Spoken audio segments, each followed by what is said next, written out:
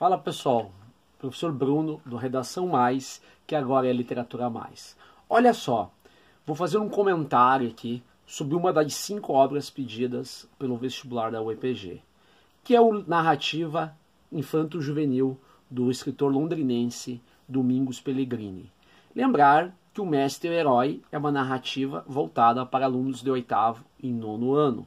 Funciona como aquelas espécies de leituras que são de paradidáticos, embora não se determine um livro paradidático. Uma narrativa muito rica de detalhes, por mais simplicidade que haja. Tá? Só lembrando que o Domingos Pellegrini é um autor que surge ali na literatura da década de 80, então ele é um autor contemporâneo. Ele tem várias obras importantes que fogem dessa identidade, por exemplo, infanto-juvenil, como é o caso do Homem Vermelho, o caso da Chácara Chão. Além disso, é um exímio poeta de haikai, está aí direto nas redes sociais, publicando diariamente crônicas, contos, haikais, poemas, enfim. Bom, o Mestre Herói, então, é um livro publicado nos anos 2000, 2006, a primeira edição, a minha edição é de 2013. Então, ele narra exatamente uma questão do mundo moderno, que é exatamente um adolescente, que está na idade das espinhas, como o livro fala, que vive sem a figura do pai em casa. O pai é um comerciante importante, então esse garoto ele tem todos os recursos que um adolescente, na maior parte da chamada classe média, vai ter, que é internet, que é bastante televisão, videogame, enfim, acesso à tecnologia. Só que ele fica muito tempo sozinho, e ele é revoltado, ele tem uma série de revoltas. E a gente descobre que ele é revoltado e descobre o que ele faz exatamente pela conversa dele com esse homem, que é o mestre.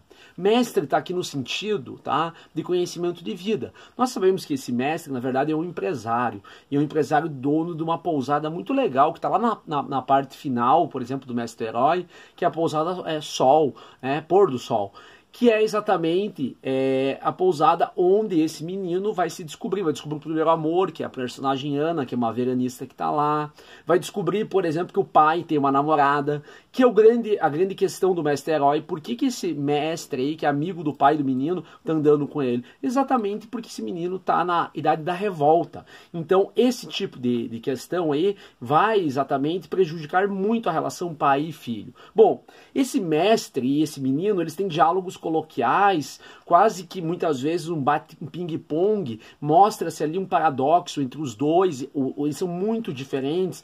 O mestre, por ser uma pessoa mais velha, então ele tem hábitos mais reclusos, ele é mais sábio, e o menino é muito atirado. O menino saiu caminhar com o mestre lá, eles andam bastante com a mochila carregada, ele não tem muito noção, por exemplo, de espaço, ele não tem controle, por exemplo, quantos palitos de fósforo ele utiliza para acender uma fogueira. Então, assim, é exatamente esse pensamento, a questão meio empírica do dia a dia que aparece nessa narrativa. Isso nos chama atenção.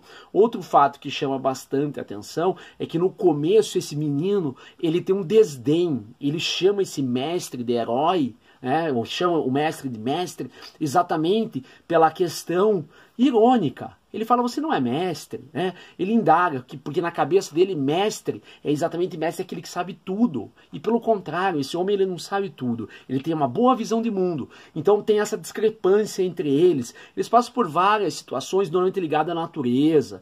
Tem até uma parte muito cômica, por exemplo, né? Que eles estão atirando pedra no rio, atirando pedras para acertar uma outra pedra no rio, e o mestre não acerta, e o menino acerta. E daqui a pouco o mestre acerta, e o menino fala, deve ter sido sorte.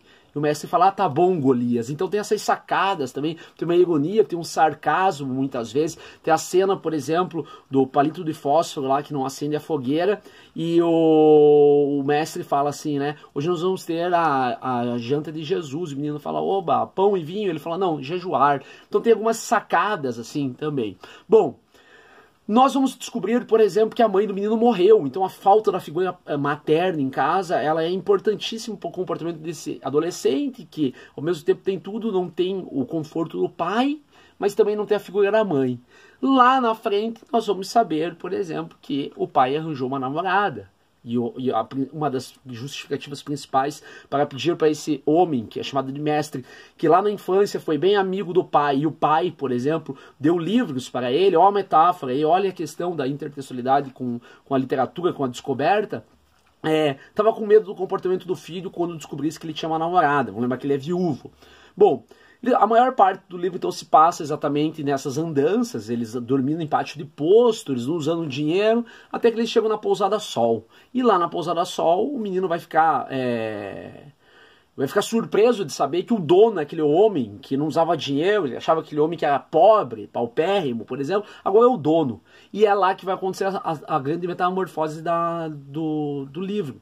Porque é lá que o menino vai encontrar a Ana é uma adolescente, é a única personagem que tem nome, e ele naquele estímulo de tentar aparecer para ela, ele quer fazer as coisas, mas ele não sabe fazer nada, literalmente. Então, assim, ele se joga em muitos esportes, ele mergulha, ele escala, né? Mas com aquela adrenalina, aquele medo para transparecer, mas ao mesmo tempo ele se descobre, ele mostra força, ele é o nosso herói, porque ele aprende, né? Herói também pode ser visto aqui como uma metáfora do aprender, esse tipo de coisa.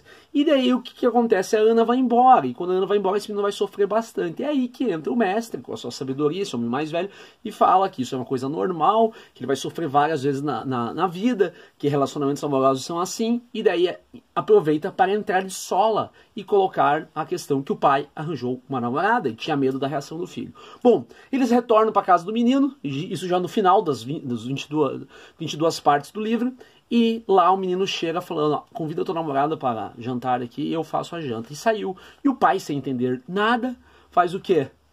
Pergunta para um amigo, que é o mestre, o que você fez com ele? Ele fala, tratei como homem.